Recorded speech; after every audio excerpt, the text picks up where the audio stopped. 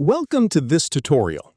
In Gridbox, every element, including sections, rows, columns, and plugins, has layout options that allow you to control spacing and visual appearance. These options are essential for building clean and well-structured layouts without relying on external design tools. In this video, we'll explore the available layout options in Gridbox and how they help you control the spacing and appearance of elements.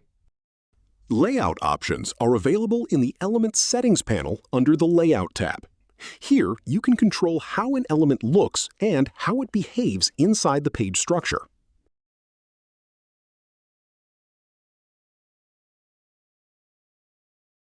Margin controls the outer spacing of an element.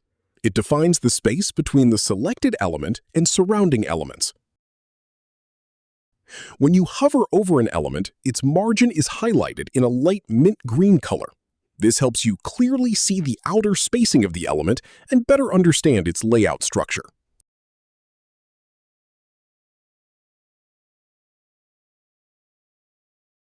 Padding controls the inner spacing of an element. Padding is commonly used to create breathing room inside buttons, sections, and content blocks.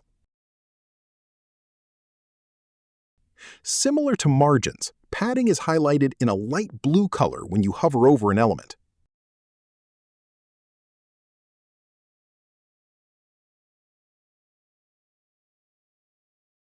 Border allows you to add lines around an element.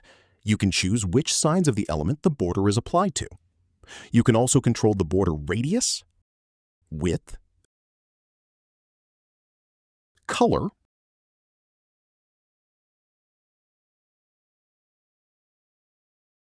and style to visually separate elements or highlight specific parts of your layout.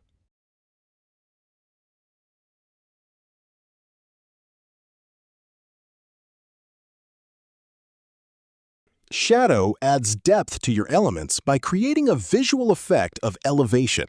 Using the slider, you can adjust the shadow intensity, set the color of the shadow.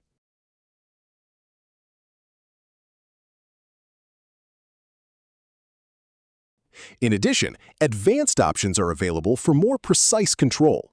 Click the gear icon to open the Advanced Settings panel. Here, you can adjust the shadow horizontal offset, vertical offset, blur, and spread.